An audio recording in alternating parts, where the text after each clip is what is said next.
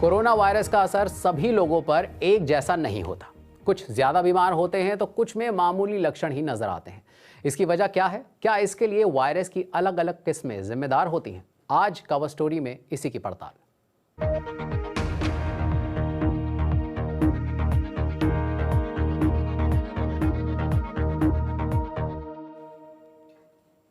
Corona virus को कैसे हराया जाए, इसके लिए दुनिया भर में कोशिश की जा रही है। इस खतरनाक वायरस की किस्मों का पता लगाकर कैसे संक्रमण को फैलने से रोका जा सकता है, इसके बारे में बात करें उससे पहले जान लेते हैं दुनिया भर में वायरस संक्रमण की ताज़ा तस्वीर क्या है। कोरोना महामारी से दुनिया परेशान है, लेकिन न्यूजीलैंड से अच्छी खबर आई है। 50 लाख की आबादी वाले इस देश ने कोरोना से जंग जीत ली है। वहां अब कोई एक्टिव केस नहीं है। न्यूजीलैंड ने मार्च से ही देश में सख्त लॉकडाउन लागू कर दिया था। कारोबार और स्कूल बंद थे और लोगों को घरों में ही रहने की हिदायत दी गई थी। 5 हफ्तों से भी ज्यादा समय के बाद लॉकडाउन को चरणबद्ध तरीके से खोला गया और अब लगातार 2 हफ्तों से एक भी नया मामला न आने के बाद लॉकडाउन में काफी ढील दे दी गई है और सोशल डिस्टेंसिंग जरूरी नहीं रह गया है। हालांकि प्रधानमंत्री जेसिंडा आर्डन ने चेताया है कि देश पर कोरोना का खतरा अभी टला नहीं है और लापरवाही बरती गई तो मामले दोबारा आ सकते हैं। इस बीच दुनिया भर में कोविड-19 संक्रमित लोगों की संख्या 70,38,000 के पार हो गई है।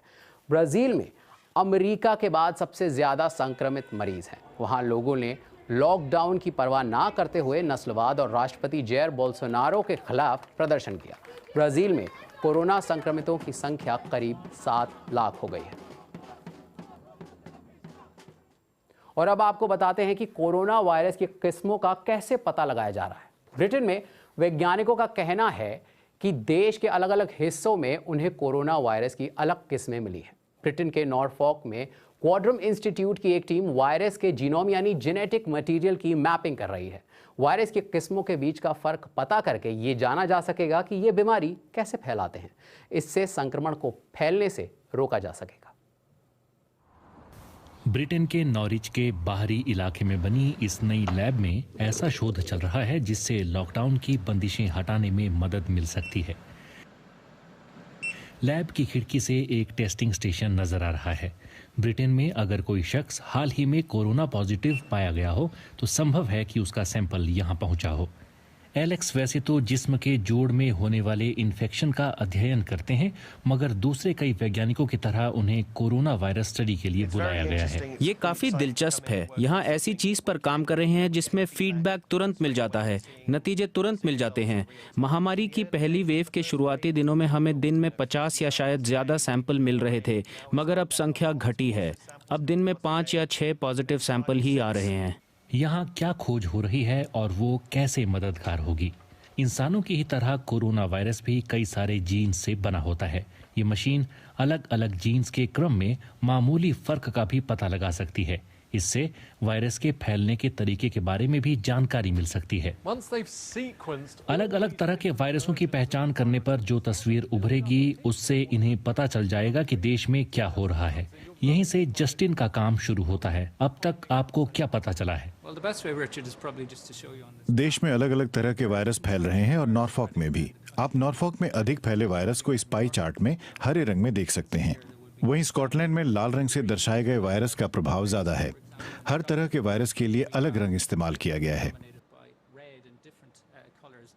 वायरस की अलग किस्मों के बारे में पता करके हमें भविष्य में फैलने वाले संक्रमण के बारे में काफी कुछ पता चल सकेगा।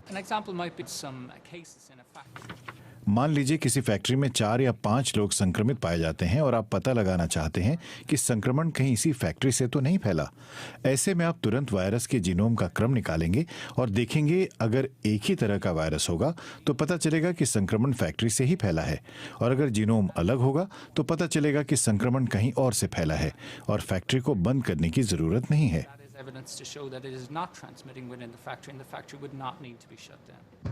ये लैब ब्रिटेन में मौजूद कोरोना वायरस की मैपिंग कर रही 16 लैब्स में से एक है। ये इस तरह का दुनिया का सबसे बड़ा प्रोजेक्ट है। इसका लक्ष्य है कोरोना वायरस का फैलाव रोकना और वैक्सीन विकसित कर रहे वैज्ञानिकों की मदद करना। भारत में कोरोना से संक्रमित लोगों की तादाद 2,56,611 हो गई है। इसमें सबसे ज्यादा संख्या महाराष्ट्र में है, करीब 86,000। आइए आपको बताते हैं मुंबई के एक ऐसे परिवार की कहानी जिसके 18 सदस्यों में से 8 का कोरोना टेस्ट जब पॉजिटिव आया तो उन पर क्या गुजरी। देखिए मुंबई से बीबीसी संवाददाता जहानवी मूले की रिपोर्ट। वो बड़ा भावुक लम्हा था। समझ नहीं आ रहा था कि हम रोएं या फिर क्या करें। मुझे तब लग रहा था कि क्या मैं अपने पति और परिवार को दोबारा देख पाऊंगी।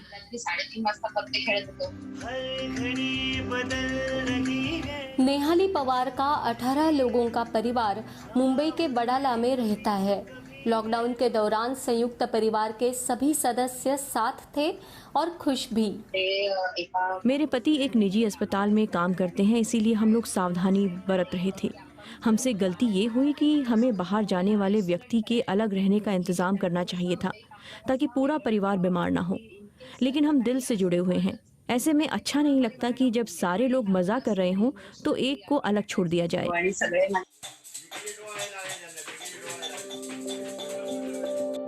21 अप्रैल को नेहाली के पति अमित पवार को बुखार आया। 4 दिन बाद हुए उनके टेस्ट का नतीजा पॉजिटिव मिला। कुछ वक्त बाद परिवार के बाकी लोगों में भी बीमारी के लक्षण दिखने लगे। एक एक करके सब बीमार होने लगे। कोई यहाँ छींक रहा था तो कोई वहाँ खांस रहा था। ये स्थिति डरा रही थी। हम में से 8 लोगों को टेस्ट के बाद अस्पताल में दाखिल किया गया। बच्चों समेत 10 लोगों को क्वारंटीन किया गया। बिना माँ बाप के रहना बच्चों के लिए बुरा अनुभव था। 4 साल के बच्चे के लिए बड़ा सदमा था। उसके लिए समझना मुश्किल था कि जो उसे खिलाते थे, उसका ख्याल रखते थे, वो उसे छू भी नहीं रहे थे।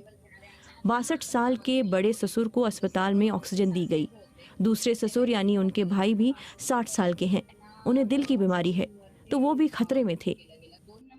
हम में से अगर कोई ठीक भी था तो भी उसे उन मरीजों के साथ रहना पड़ा जिनमें लक्षण दिख रहे थे। इसे लेकर हम अंदर तक डरे हुए थे। नेहाली आइसोलेशन वार्ड का अनुभव भी बयान करती है। खाना अच्छा था लेकिन कोई स्वाद नहीं मिल रहा था, इसलिए पता ही नहीं चल रहा था कि क्या खा रहे हैं। अब परिवार के सभी सदस्य ठीक होकर घर लौट आए हैं।